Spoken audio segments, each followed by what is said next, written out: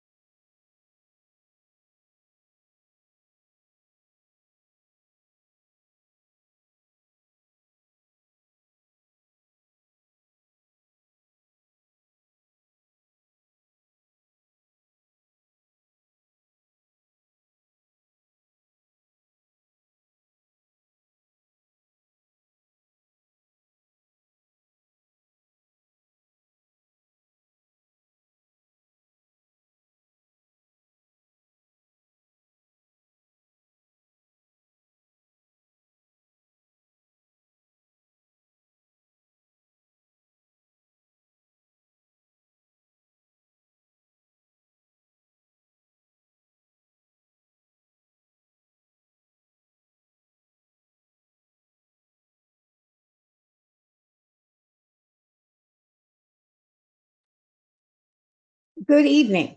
This is Seven Seas Cruising Association, SSCA. This is Best Practices, Navigating the Intercoastal Waterway with Aquamaps.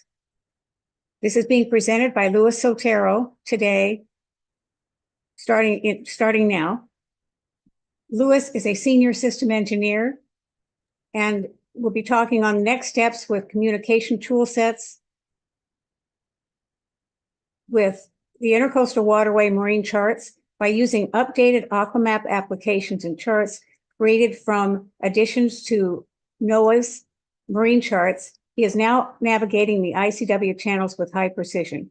He will also discuss Bob 423 tracks and offshore versus inshore routes. Aquamaps provides cruisers solutions to the ever-changing ICW waterways.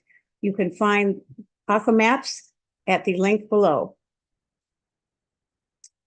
And this link takes you to their website. They have a chart viewer, application overview, a blog, about us, and a support. And you can log in and find more details about this application. I'm now turning this over to Luis Soltero, and I'll drop my share.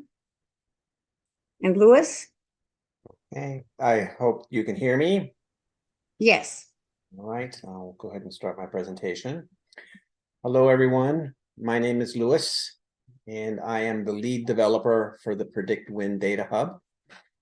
And this is the first of a three-part series of talks that I'll be giving over the next 3 weeks.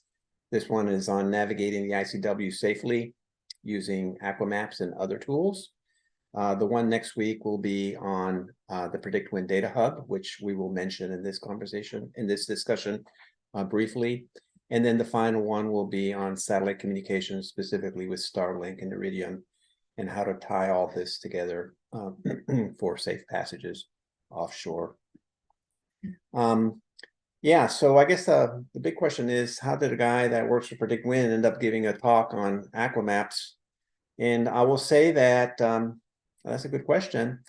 It happened quite by accident. I'm an Aquamap enthusiast, and I use Aquamaps on my boat, traversing the ICW. And I just happened to meet with the Aquamaps guys in a presentation that we did, I think, in Annapolis last October.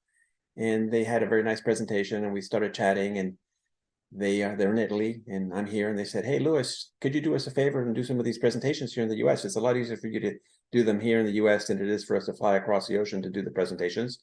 And I said, "Guys, great. I'll be happy to do this for you because I really believe in the product." So I don't work for Aquamap. I'm just a user that is very happy with the services and have been conscripted to give this talk. So here we go. So this talk is about traversing the ICW safely. And I don't know how many of you have been on the ICW, but it's a really very beautiful, and you should do it at least once. And by ICW, I mean the portion of the Intercoastal Waterway from Miami all the way into the Chesapeake Bay. There's beautiful isolated anchorages with much wildlife, and it's just really gorgeous. It's hard to believe that such a vast unoccupied portion of the U.S. is sitting there to be explored by boat. But there are perils. There's 7-foot tides, strong currents, lots of bridges and lots of obstacles, many inexperienced boaters, lots of traffic and tight quarters, especially on holidays and weekends. There's shifting and uncharted shoals, silted channels, dredging operations, and a lot more. And so we'll go over some of these as we discuss traversing the ICW in this talk. So I have to say that I love this picture. This is in southern Georgia. I took this picture and was just amazed. What side of the marker should I really be on? But yeah, there's lots of situations like this, especially in southern Georgia and South Carolina, that are interesting. But anyway, an example of the kinds of things that you might run into the Intercoastal Waterway.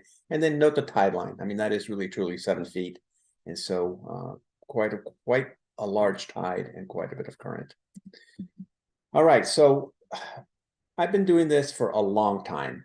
So I joined SSCA in 1992, and I've traveled a lot on my boat.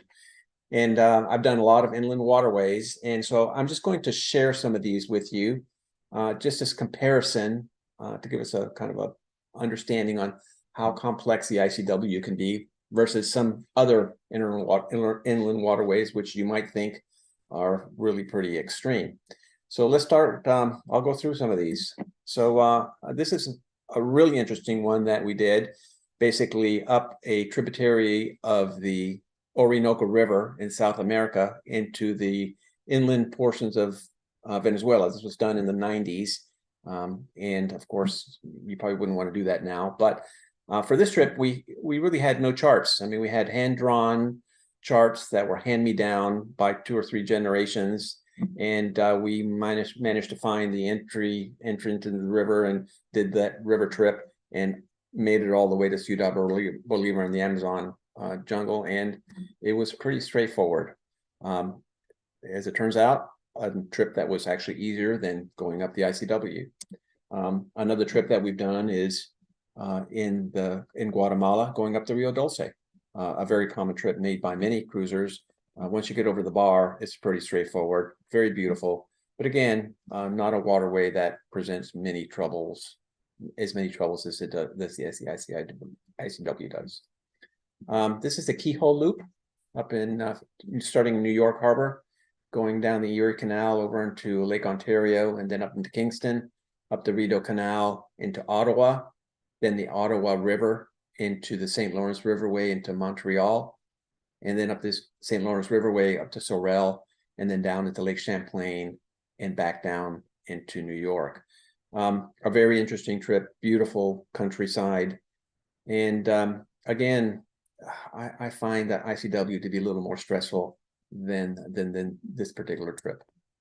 Another trip that we've done which is really amazing in the Bay of Fundy, up the St. John River.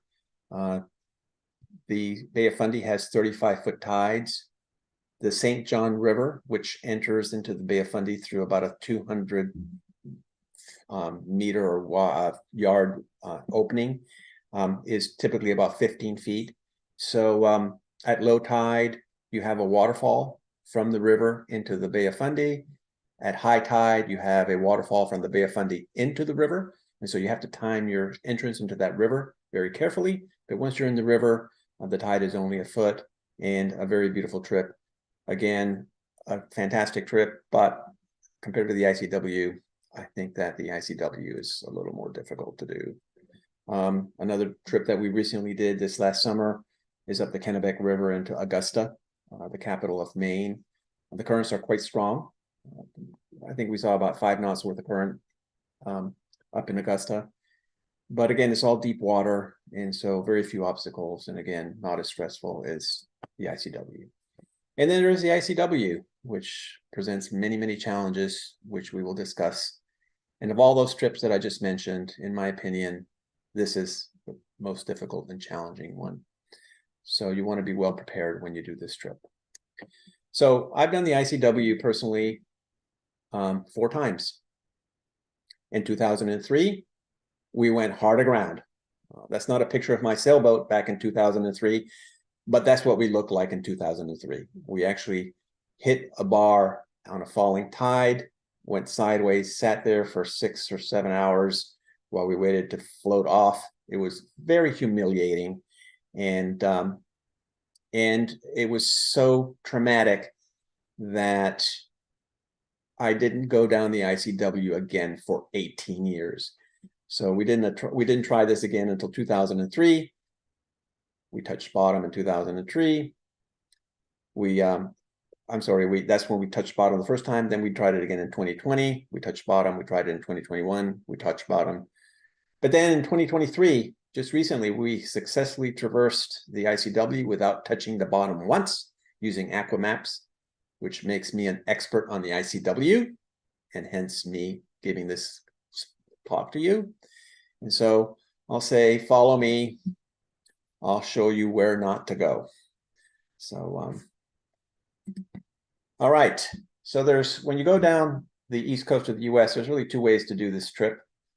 You can do it offshore, and there's some advantages and disadvantages to doing that. Offshore ICW is a lot faster. So for example, we did a passage from Morehead City down to Charleston. Typically that would take 4 or 5 days down the ICW. We did it in 30 hours. You can sail when you're offshore.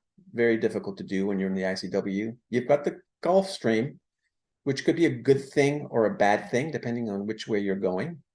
One thing to note about Georgia, North Carolina, and South Carolina is that the coastline, it's very shallow in the coastline going way out. So making offshore short hops is very difficult because there are many, many, many hours of getting out and then many, many hours of coming back in. And so you lose most of your day just coming in and out of port, and you make very little progress. And so if you are going to go offshore, you really need to make it a long, worthwhile passage, not a practical shoreline to do in short hops. The internet can be difficult since you're out of cell phone range, or can be. I don't know about you, but if the internet doesn't work on my boat, then the crew's unhappy and things aren't good. So that's an important consideration for us as we're traveling. There's square waves with short wave periods, even in mild conditions. I mean, I've been out there in 5 knots of wind out of the north, and it's just truly uncomfortable. That shallow shelf there causes the waves the ocean to pile up, creating very short wave periods and nice square waves. So it's uncomfortable, and the crew just doesn't like it. And so we'll see more on this in the next slide, not the next slide, but the one after that. The ICW has calm inland waterways with few exceptions in most conditions. So you can pretty much travel up and down the ICW in anything but extremely severe weather. You get a good night's sleep every night, because I wouldn't recommend traveling the ICW in the dark. So you would basically anchor or go into a marina to spend the night. So you get this sleep night. There's beautiful wildlife, nature, interesting places to visit. It's slow going and very tedious driving, and feet matter. And by feet matter, I mean feet under your keel and feet side to side. So you have to be very conscious, because there's places in that ICW where a few feet make a big difference, make the difference between running aground and not. You get an ICW boat mustache, which is really irritating. So after a trip, the hull is going to be stained. Lemon juice does a really great job of removing that, but still, it's not pretty. And motoring, you're going to be motoring the entire distance, very difficult to sail, but it's very comfortable, and the crew really like it. So let me introduce you to Mr. Upchuck, crew member extraordinary on the motor vessel Bliss. So this is his ICW pose. So in the ICW, he takes over our pilot house. He stretches out, no stress at all whatsoever. This is his offshore passage mode. So he goes and he hides under a blanket, and he will not come out until the passage is complete. I guess this is the equivalent of the kitty's ostrich head in the sand thing. So again, the cat likes it on the ICW, so we normally do the ICW. All right, tools for safe traversal of the ICW.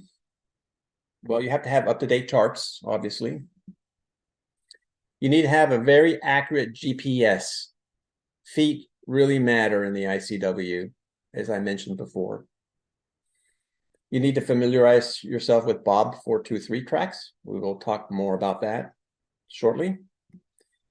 U.S. Army Corps of Engineer soundings. You need to have those and be familiar with those as well. Again, we'll be speaking more in detail about those. U.S. Coast Guard notice to mariners with updated aids to navigation. You want to know where the dredging operations are and know about missing markers. Tides and currents, absolutely have to know what they're doing. AIS is very important in the ICW. We'll talk more about that. Points of interest, active captain and waterway guide, points of interest. Descriptions of anchorages, bridges, schedules for bridge openings, bridge heights, and other points of interest, where to get inexpensive fuel, where to get fuel. Route planning tools, again, to coordinate bridge openings. Bridges typically open on a schedule, maybe top of the hour. You've got currents running against you. And so you're moving at 7 knots or 6 knots. And so you need to plan your traversal so that you don't have to spend long periods of time waiting for bridge openings. So route planning is important. And Aquamaps basically ties all of that together. It presents all of the above in a very neatly and organized fashion.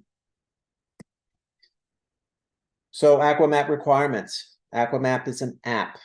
It's an iOS, iPad, or a Mac Android app. It will run on a Mac.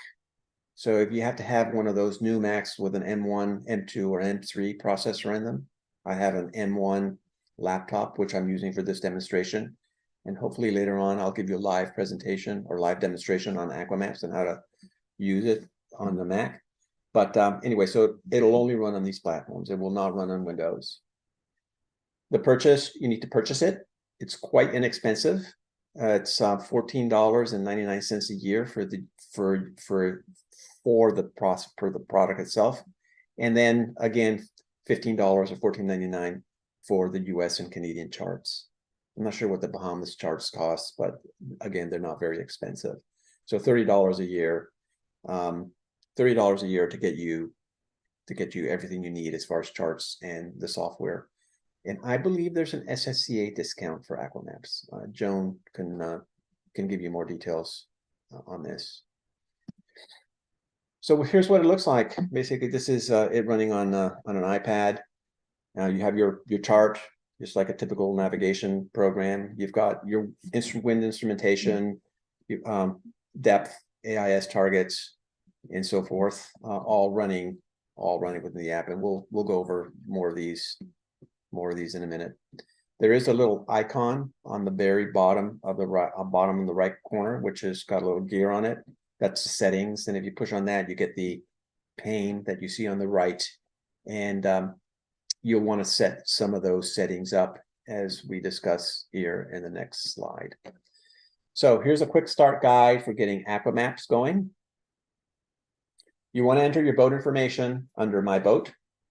And this is really important for route planning purposes. So if you're not moving, it'll use your estimated boat speed to compute times along your route so that you can do route planning. If you are moving, then it'll use your actual boat speed in the route planner, as we'll see here in a bit, to allow you to gauge the time to get to the bridge openings. Also, for social media purposes, it's important to have your boat information in there as well. You want to turn on tides and currents. So that's just a little toggle switch that you'll turn on in that settings page. You want Aquamap Masters. This will cost you $14.95, as stated in the previous slide. And you need that to get Wi-Fi, GPS, AIS, the Route Explorer, and the U.S. Army Corps of Engineers surveys, which you absolutely need to have to traverse the ICW. Route Explorer, which we'll talk about. AIS, you want both of those enabled. You want to enable the U.S. Army Corps of Engineer surveys. You want to enable the Coast Guard data. Those are the aids to navigation and the notice to mariners. You might want to enable the GEC account as well. That's free. And GEC, which I didn't know, stands for Gregorio, Enrico, and Claudio, which are the principals at Aquamaps. They're the founders. The account is free, and it's required to share routes and tracks between your different devices and also with other Aquamaps users. You also have the ability to share your position so that other Aquamap users can see you on their charts. And so that's kind of a nice feature, but it's optional. It's just like I said, makes the social aspect of the cruising nice. That's the live sharing, as I just discussed there, for social media. You want to turn on the active captain and the waterway guide. The active captain is free, so is the waterway guide. Those are points of interest, so that'll tell you descriptions about the anchorages and bridge opening times and so forth. For the active captain, you're going to need a Garmin account. So you need to go to garmin.com and create an account there, and then you'll need to enter that information into Aquamaps so that they can download the database of points of interest. You need to download the charts, and you need to configure a GPS to work with your system. Now, let me talk a little about the GPS. I'll talk about the GPS, but the GPS, just know that the GPS in your tablets is very poor. And if you depend on the GPS on your tablets or your phone to navigate the ICW, you will run aground. So you will want to configure a GPS to get accurate GPS position information into Aquamaps to use it in the ICW. And we will talk in detail about how to do that shortly. So let's talk about the charts themselves. Now, this is something that I didn't know, that I just found out this year from the guys at Aquamaps when they were doing the presentation. And that is that the charts, the NOAA charts that are used as a basis for the ICW were originally charted in the 1912s. The magenta line, which is this guy, oh, I guess I don't have a cursor. The line in the middle of the ICW channel that most people follow was basically done in the 1930s, thanks to funding from the Great Depression Public Works Administration. And the charts have rarely recorded updates of the magenta line in the ensuing 70 years. That was shocking to me.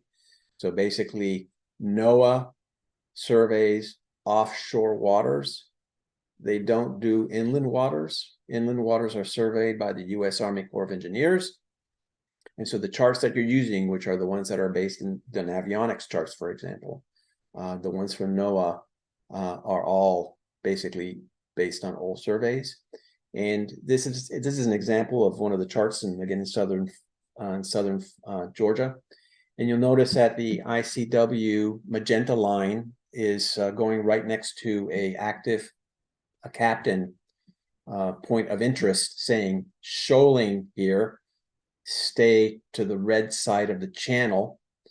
The dotted blue line that you see above is Bob's tracks, which we'll be talking here about in a second. And you'll notice that it's way out of the channel. And there's a really good reason for that. And again, that's because the charts don't reflect accurately the bottom of the ICW. All right, charts in Aquamaps, it's easy. Bottom left-hand corner, there's a little icon. You click on the icon, that gets you to this page here. You go ahead and click the charts that you want, hit download, and it'll just go ahead and download the charts. On iOS, note that they occupy memory, and iOS reserves the right to delete any memory that it needs if it runs short. So your charts could vanish. So you want to make sure that you uncheck allow iOS to delete maps in case of low available space. That doesn't guarantee that your charts will stay there, but in most cases it will. So you want to be very careful about your space allocation on your iPad, because if your iPad does get full, some of your charts may just vanish thanks to iOS.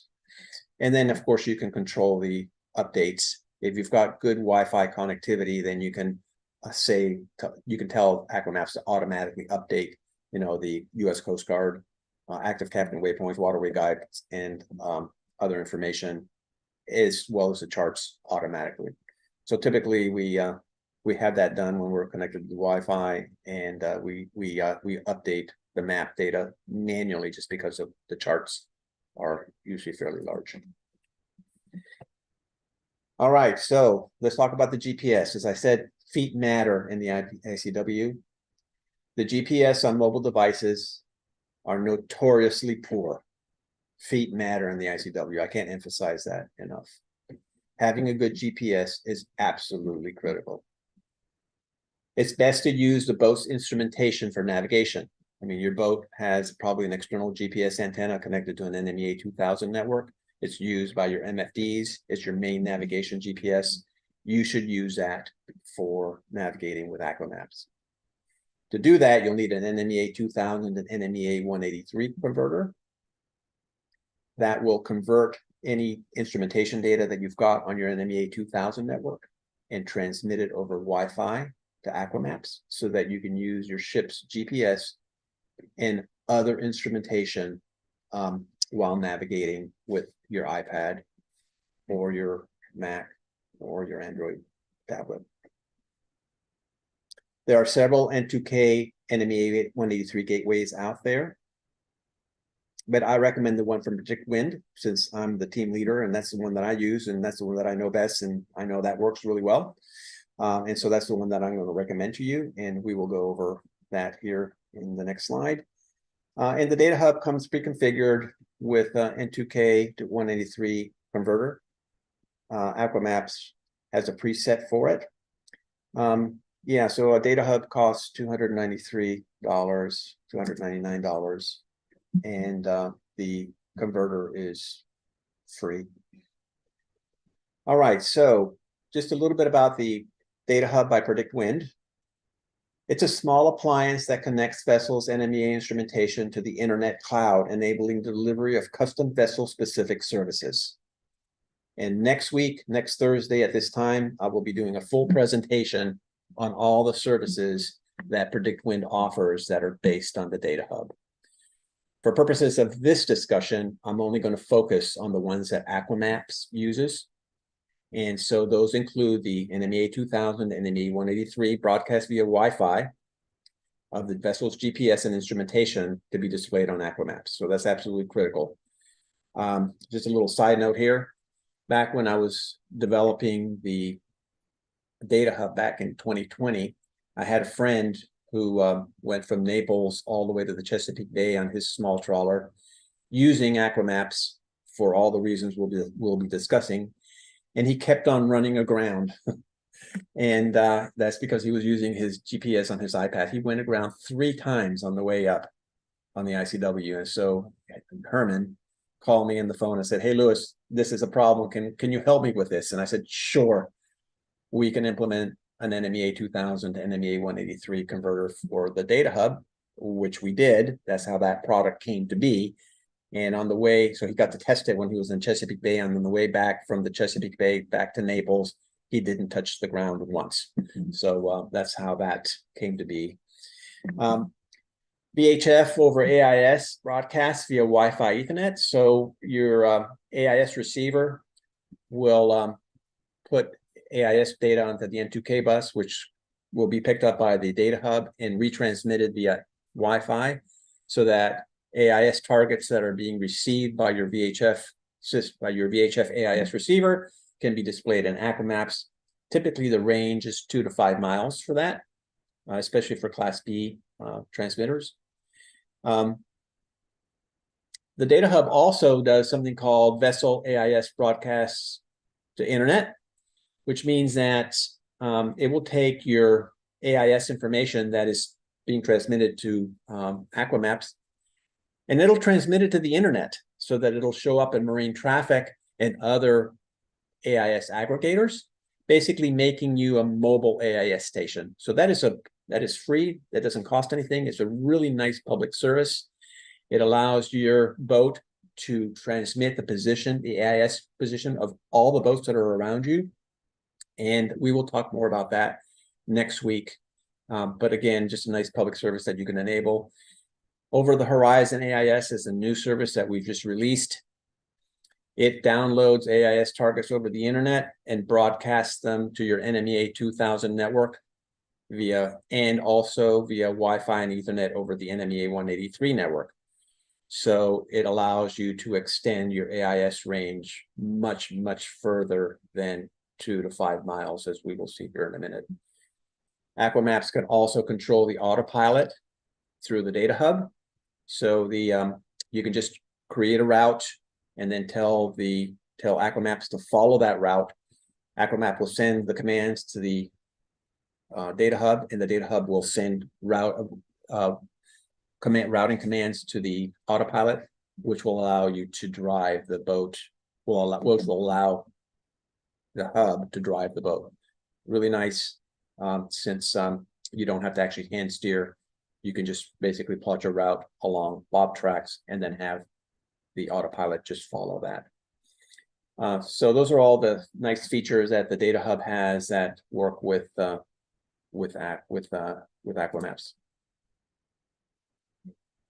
I want to take a minute here and talk about AIS. AIS is not required for small leisure craft, but everyone should have an AIS transceiver on board. In my opinion, it should actually be a law. If you've got a boat with an inboard engine, you should be required to have an AIS. AIS is very important for collision avoidance. It sends your position report. It sends your position, your course over the ground, speed over the ground, and your vessel information, your call sign, your MMSI, your vessel specifics over the airwave. Allows you to receive the same information over the airwaves, and your navigation equipment knows how to use that information to warn you if you're in a situation of collision. And so, yeah, you should have an AIS receiver, at least an AIS receiver, but preferably a transmitter on board.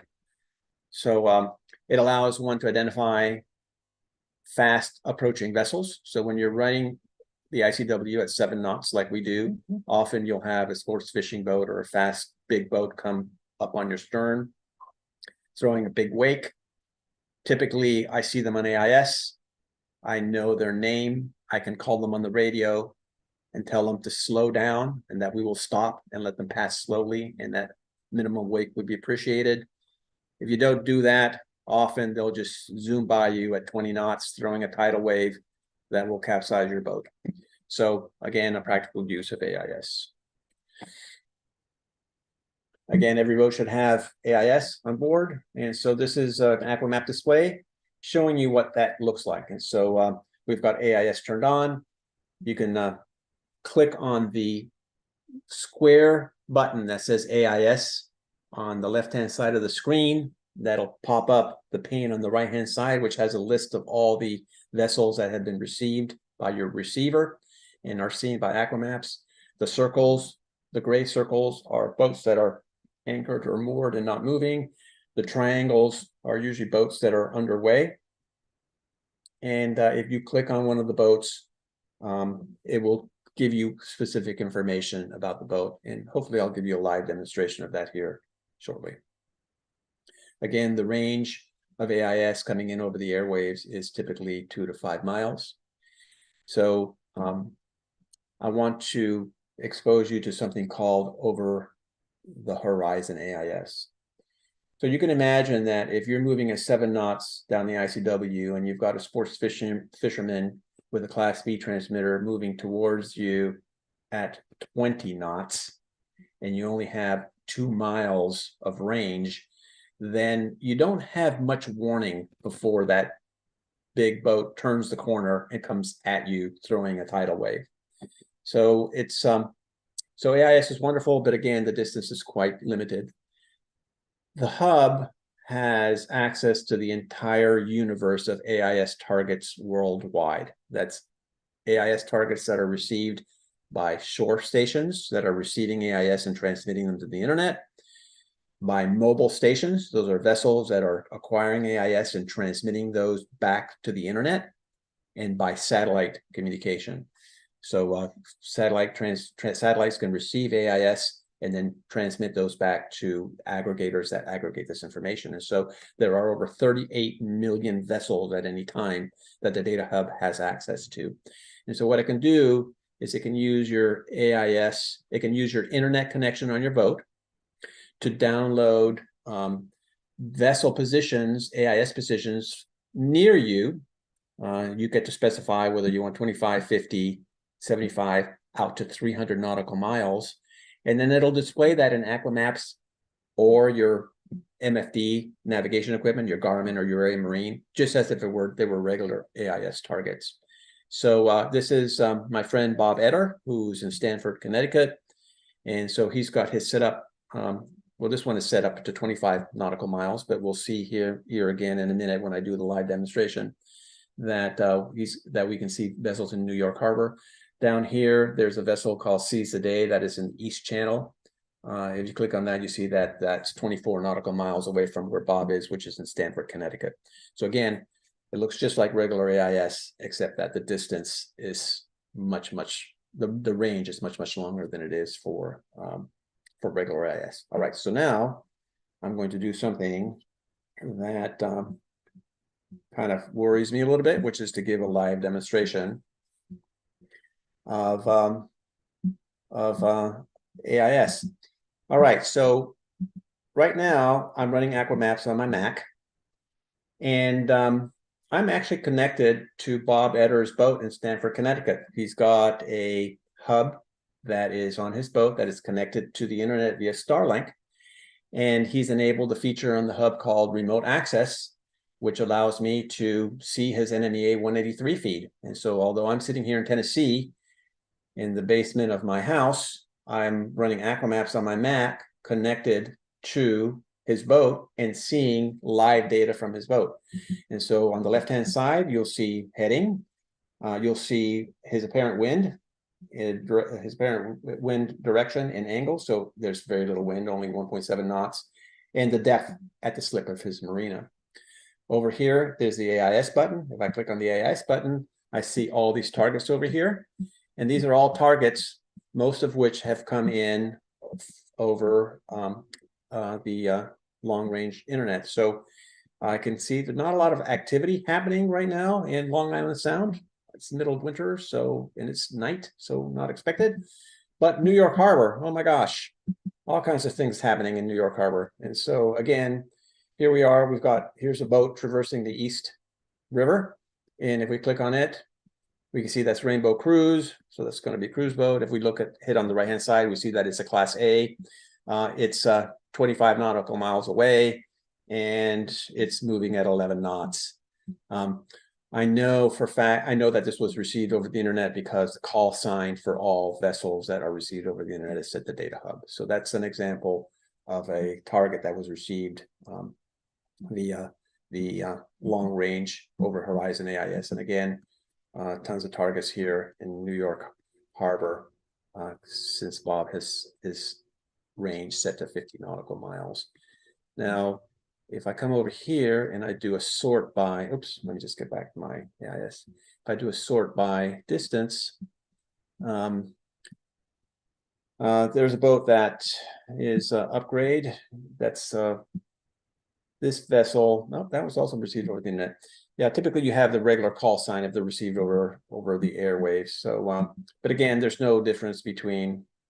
Let me see if I can find one here. I don't want to spend too much time here, but let's see. This guy is only 2 months. Let's see if Frank. Let's see if he's.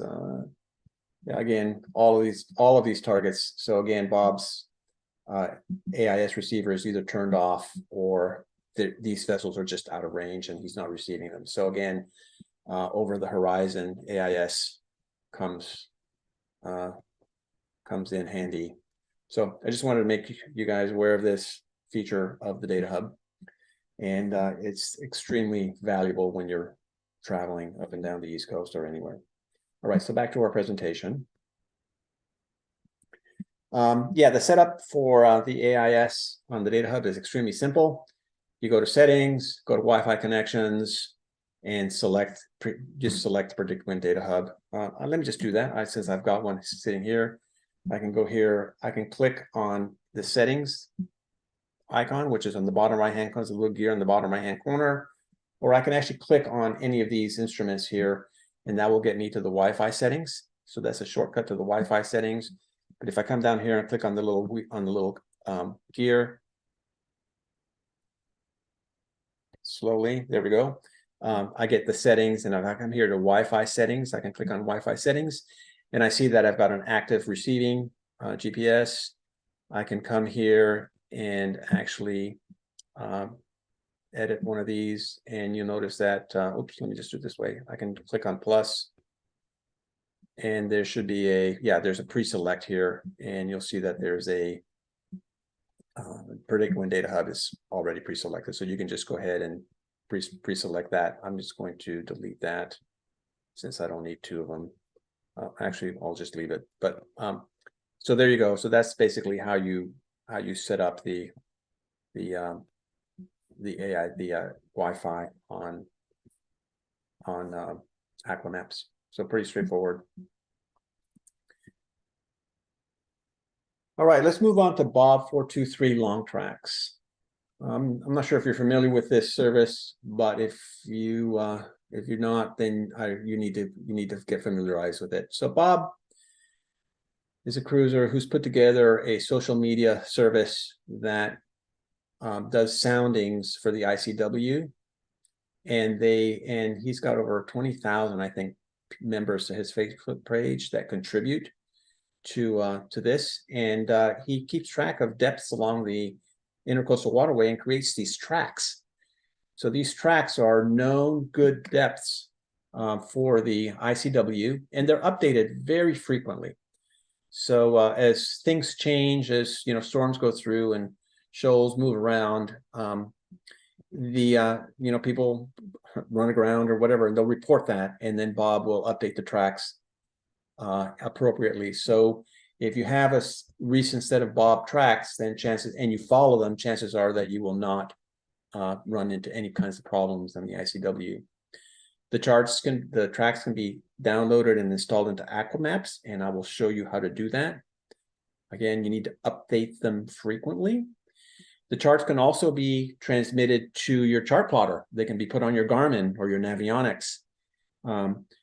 Now, in my case, I have a Simrad system, and I actually have to copy these tracks onto an SD card and push them into the MFD, and then from the MFD import them into the tracks on the MFD so that I can follow them on my MFD. And I know for Garmin and for Navionics, these tracks are too long, so that causes problems, and so you have to split them. And so you'll find a nice track splitter on the website, on Bob's website, that allows you to feed his tracks into it and then split it up into smaller tracks so that you can feed them to your MFDs and keep them happy. So getting these into the MFDs is beyond the scope of this particular discussion. Just know that it can be done. I'm going to show you how to actually get these tracks into Aquamaps. All right, so this is a video that I've done on my iPad that demonstrates how to import tracks into Aquamaps. So I'll play that for you right now, and that will give you instructions on how to do that. Good morning, everyone. This is Lewis with a short video on how to import Bob tracks into Aquamaps. First thing we do is, on our internet connected iPad, is bring up a web browser. And I always find the tracks by just Googling Bob 423 long tracks. So we'll go ahead and do the search. You'll notice that Bob long tracks are the first hit. Select it, and that takes you straight to the page. There's several tracks here. I'm in Jacksonville, headed to Melbourne. So I'm interested in the Savannah to Titusville track. So I'll go ahead and select that. And that will ask me to download it. And so I'll go ahead and download that. And that only takes a second. Once it's downloaded, you exit the browser. You enter the Files app. You go to the Downloads folder, and you'll notice that our track is listed there. You then highlight the track by pushing and holding, and you select the Share button. A list of apps shows up, and Aquamaps is one of the apps that can receive this. And so you select Aquamaps. That will run Aquamaps.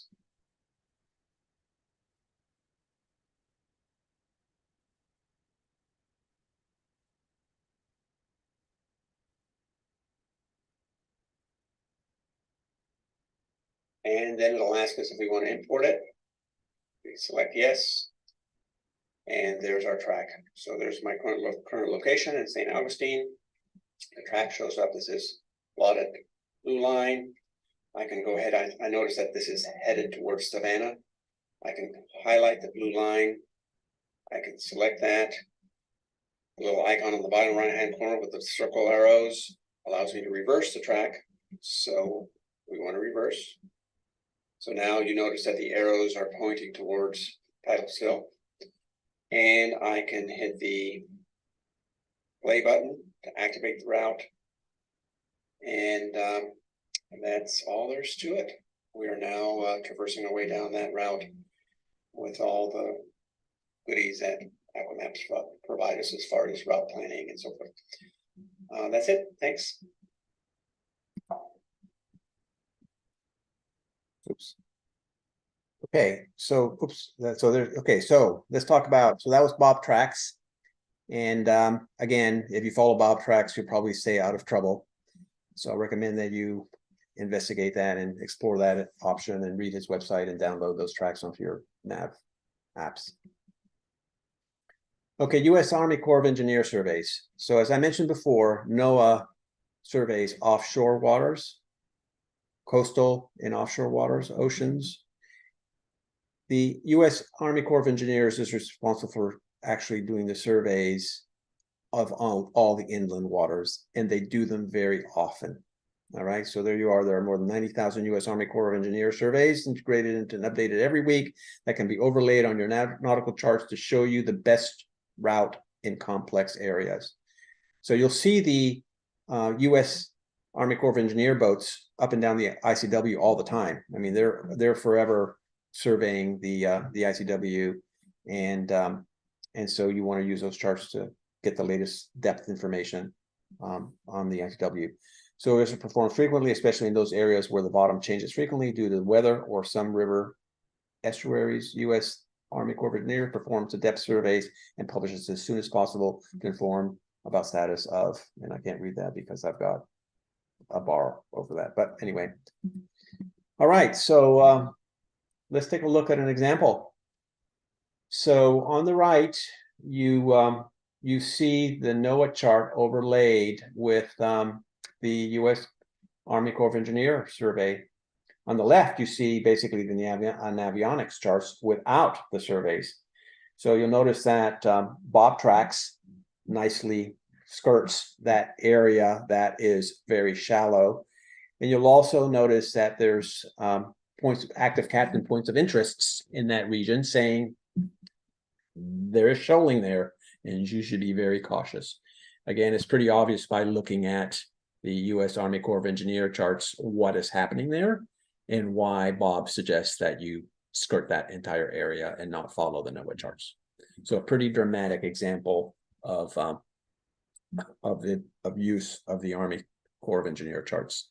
So to get these working in Aquamaps, it's as simple as just pushing the toggle button after you've purchased Aquamap Master for $14.95 a year. All right, U.S. Coast Guard notices and buoys. So one thing that happens in the intercoastal waterway is that the markers move around. And there's some dramatic examples. On the top left-hand corner, you'll see the channel entrance into Jacksonville. So you'll notice that we have shoaling on the north side, as indicated by the U.S. Army Corps of Engineers charts, but there's no markers coming into that channel. The bottom chart shows you the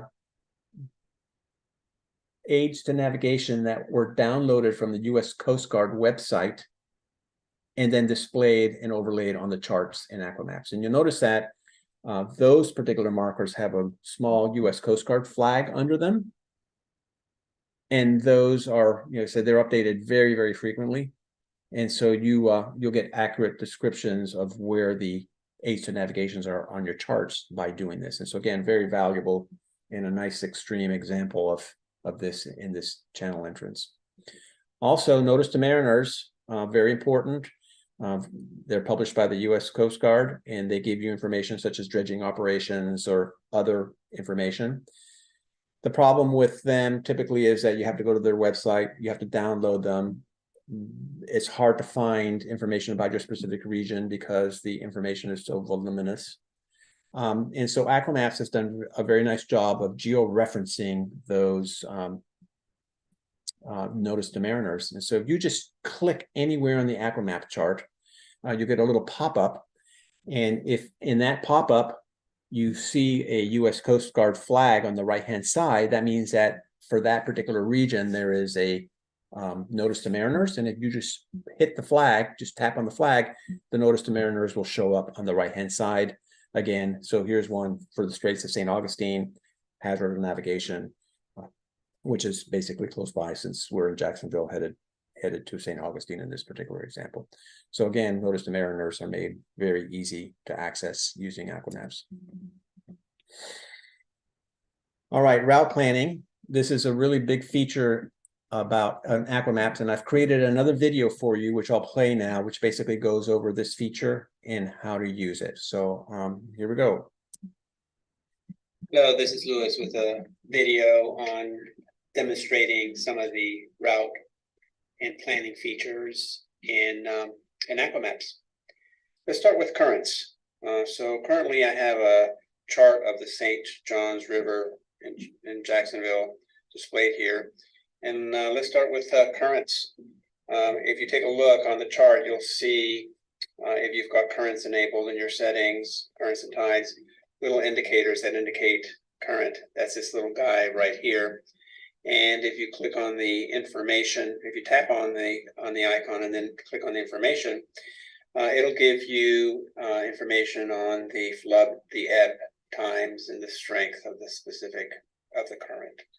So that's incredibly important to know on the ICW, since currents can run 2 to 3 knots, and you certainly wouldn't want to have one opposing you when you're making your planning your trip.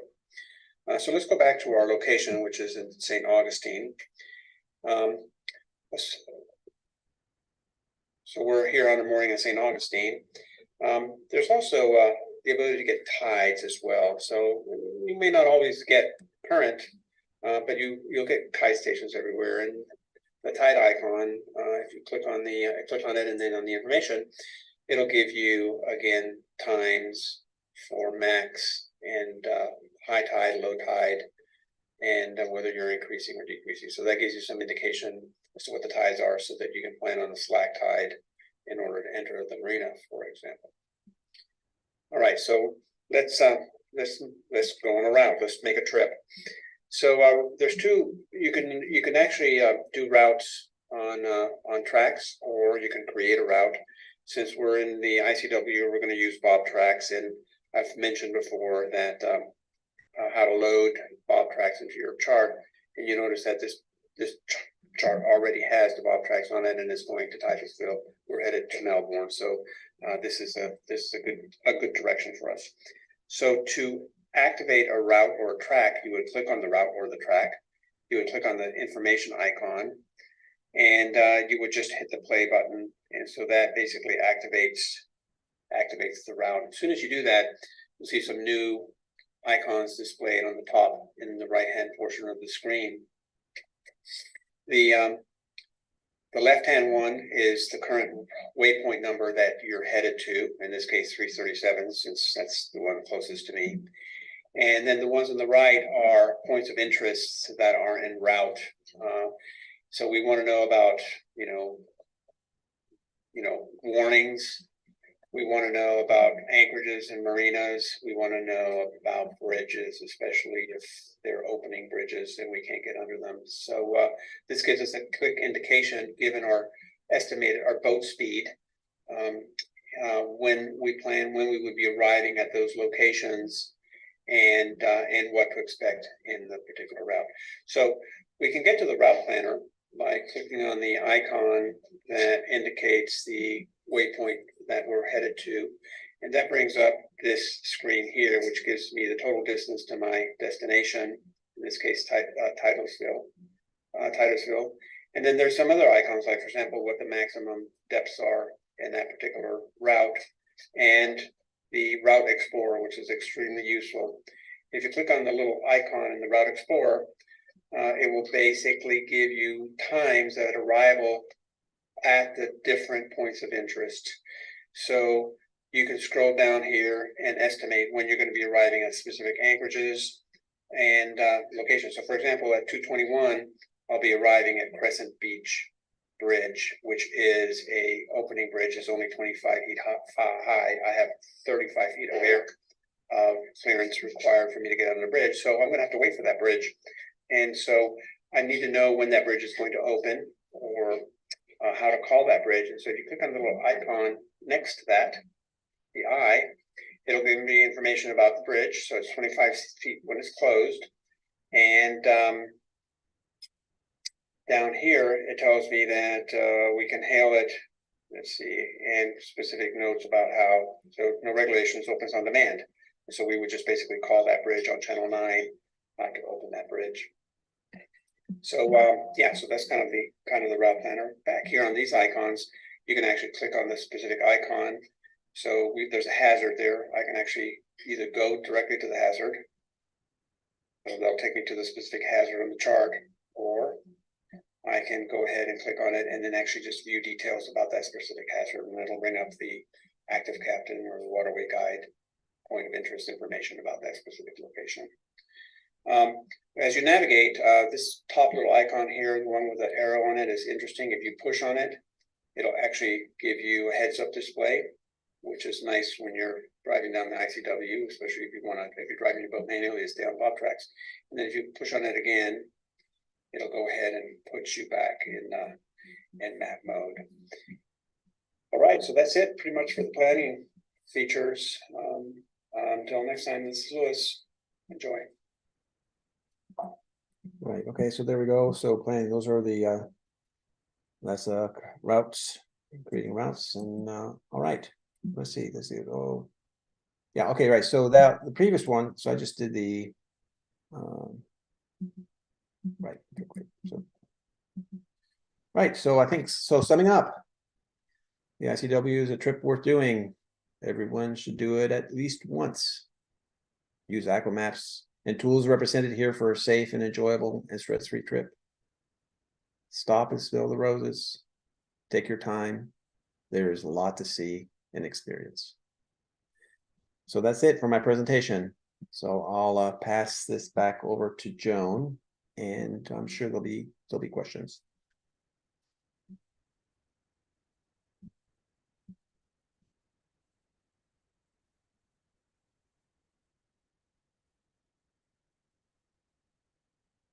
Joan, I've lost the, okay, here we go. Lewis, thank you so much for that. And we do have questions. What I'm going to do is pop my screen up.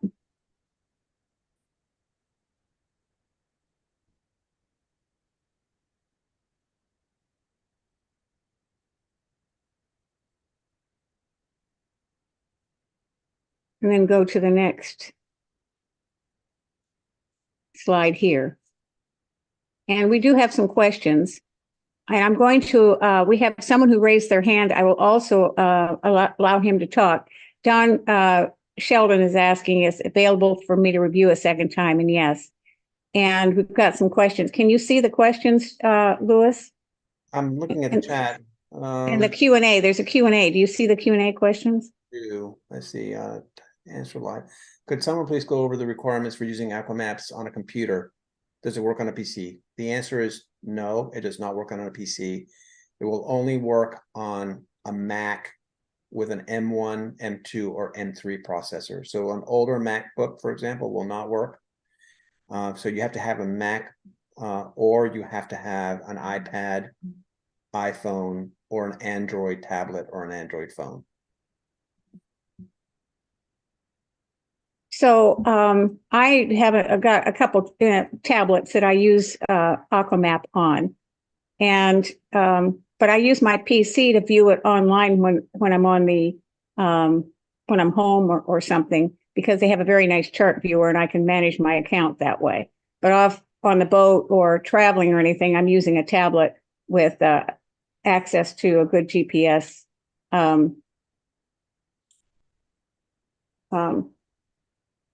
receiver.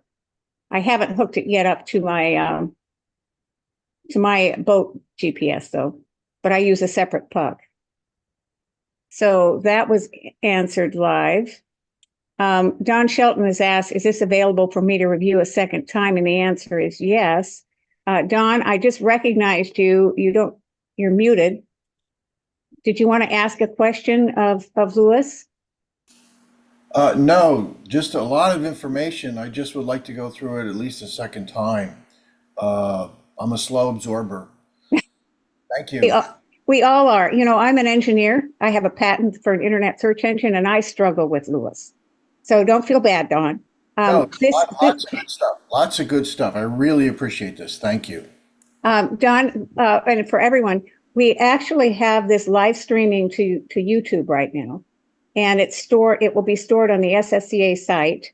And the link is available. I'll be sending that link out to every one of you. But on this last slide, I'll show you where the site is and everything so you can look at it. But it will be there for review. And like I said, we have a couple of these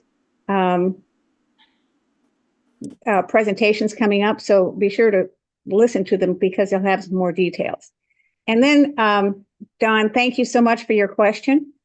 And then we have Sam Lyles has asked, and this, Louis, I think has something to do with the GPS issue we're talking about. He says, we're currently doing the AICW, the fifth trip. Our iPad newest Pro version loses GPS at slow speed with Aquamaps. It has a clear view of the sky. Only happens with Aquamaps, does not happen with Navionics or CMAPs. I thought you'd find that interesting, Louis. Yeah, I don't know the answer to that question. So, I mean, my recommendation is that you don't use a GPS on your iPad at all. Some users have Bluetooth connected GPSs and they work pretty well and they use those. But again, my recommendation is to get an NMEA 2000 to NMEA 183 converter and then just stream all of your vessel instrumentation to Aquamaps directly. Sam, are you still here online? Some people hear Sam. Sam, I'm going to put you, allow you to talk. So Sam, you have the ability to talk now and ask that question, explain to Louis. Yeah, so this is I had an older iPad that I ran no issues and it worked fine. And I went to the newest iPad and now I'm having issues with it basically jumping, especially when I went around the Matanzas Inlet area. When I was creeping through there due to the shoaling that happened, we noticed that was a problem. I mean, I would recommend that you send an email to support at Aquamaps and just let them know what the issue is. If you go to, let me just show you this. This is a really important feature in Aquamaps. So here's my Aquamaps. So let me drop my screen here. Okay, I'm going Okay. to, all right. I'll stop my share and let you share. Okay, I'm sharing, right? Okay, so let me just do this and share. All right, so if I come here, this is Aquamaps that we were running. If I go to settings and I wasn't settings. Let me just type that again. Okay, and I go to Wi-Fi connections. Well, of course, this is not going to work for you because you're not using that. But if you go here and you hit on receiving data, it shows you the NMEA data that is actually being received by Aquamaps. And when you open a support ticket, then what you would do is you would do a send log to support, and that will create an email with this log, and that will allow them to play this data back into the app to reproduce any issues that you have with your display. Now, for you, since you're using the internal GPS, I don't think that will work. But I would just send an email to support and say I'm running on M something Mac, and that you're having problems with the GPS. Now, I will say that all of the users that I know that are using M1 Max or M2 Max, M Apple Silicone iPads, including me, just are not seeing the problem, but they're all using an NMEA 2000 and to NMEA 183 gateway to get their vessel instrumentation into the boat. I do know one customer or one user that is using a Bluetooth GPS again on a Mac, on a iPad Pro, and he's not having any issues. So this is the first I've heard. I'm not an Aquamap expert, and so I would just go ahead and contact the folks at Aquamaps, and they'll respond very quickly and answer your questions and address any problems, and try to reproduce it and then fix it and release a version that will address that problem. Cool. Thank you very much, sir. Yes, sir. Yeah. Yeah, I would agree. Sending a report to support. We have had in the past, Louis, remember the issues with the iPad and Iridium when we upgraded the iPad operating system with things that had problems with? Well, it's a common thing. I mean, Apple, Yeah. every time Apple, releases a new version of iOS, back when I was an iOS developer, it was just a nightmare because things would break and then we would have to rush and get new versions out to fix this. And so it's not uncommon to have problems occur in apps with new releases of iOS. Well, thank you very much. And thank you very much, Sam. And thank you very much, Don. And we have an anonymous attendee. And the says, idea, enlarge the presentation slides to say 80% of screen space. Louis would be a bit smaller. So. Okay. That might be interesting to see. Yeah. And let's see what else we have out here. And I think we have no more questions. Does anyone have any more questions? And I'll drop the screen, Louis, if that's summing it up. I will drop your share, and I'll put up the share with my last slide. Okay. I mean, I will say, I know that we're well over an hour now. Oh, that's fine. There is one slide that there's one video that I didn't play that shows you how to create a route. I don't know if there's any interest. Okay. Well, let me do one thing here. Let me put this slide in here. That's a Seven Seas Cruising Association. That is our YouTube video site. All of these are free. And you can actually slide down. It's just a capture, but it gives you that. And we'll send links out to the slides to everyone, or to the video that's been recorded to everyone. But if you go to Seven Seas Cruising Association, scroll down and go to live, you will see and be able to review this presentation. So I'm going to stop the share and I'll turn it back over to you, Louis. If people want to listen, you're more than welcome to play your next video to show routes. Yeah, it's just and thank you very much, everyone, for listening. And we will record this, and of course, you will get a copy of it. Right. And so, yeah, so this is just a short video that I did. We talked about using Bob tracks to actually do the route planning, but this video shows you how to create a route, which is kind of useful. And so I'll just go ahead and play it for those that are interested in. Hello, this is Louis with a quick video demonstrating how to create and manage routes in Aquamaps. So we're in St. Augustine and we want to head south, and in the last video I showed you how to use a pre-made track and to follow it, but now I'm going to create my own route. One interesting thing that in Aquamaps is that when you tap on the screen in different locations, interesting things happen. So for example, here I get to see the U.S. Coast Guard, notice the Mariners, and on the left-hand side, there's a small icon that looks like a route. If I click on the anchor here in St. Augustine, I'll see that this is St. Augustine South 2. If I press on the eye, it'll give me the point of interest information on that particular location. And finally, if I click anywhere on the ICW itself, I'll notice that the MM stands for mile marker. So that's a mile marker on the ICW. That's very, very useful, because if you're communicating with someone, you can say, hey, I'm at mile marker 778. And then they'll know relative to you how far down the ICW they are located from you. All right, so what I'm going to do is I'm going to go ahead and I'm going to click on here, and then I'm going to click on the small icon that looks like a route.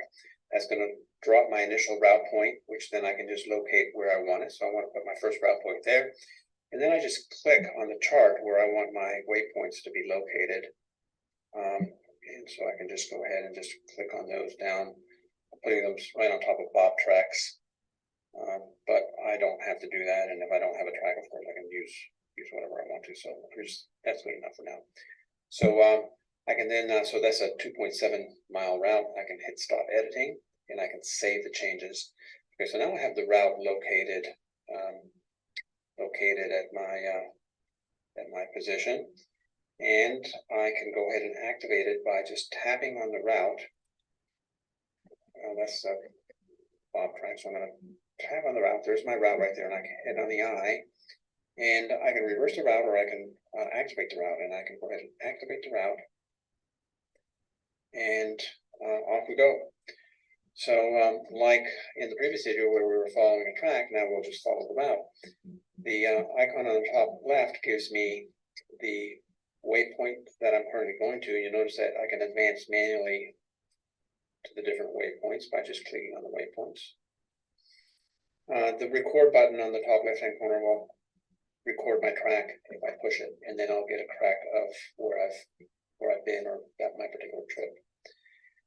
As with the previous video, I can click on the actual active waypoint to get my tool, my route planning tool, and there's a route explorer. And again, on the top right-hand corner, I've got indicators of current points of interest that are in my route.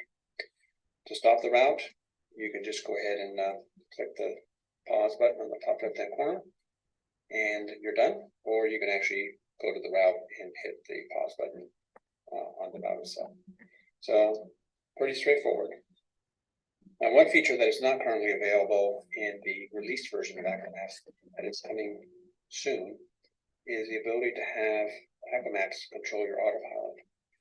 I'm running the beta version of Aquamaps, so I'll show you how that will work once that is fully released. If you go to the Wi-Fi settings, all right, so there's my Wi-Fi settings, they're active and receiving, and I click on active, and I go into edit. Down at the bottom, you'll see where it says send output APB, RPB, RMB, and XCE when route is active. If I turn that on, then what will happen is Aquamaps will send autopilot controls to the NMEA 2000 to NMEA 183 gateway that you happen to be using. And if that gateway supports autopilot, then the application will drive your boat down the route that you've created. So I've been testing that. Works very, very well. It's an extremely nice feature.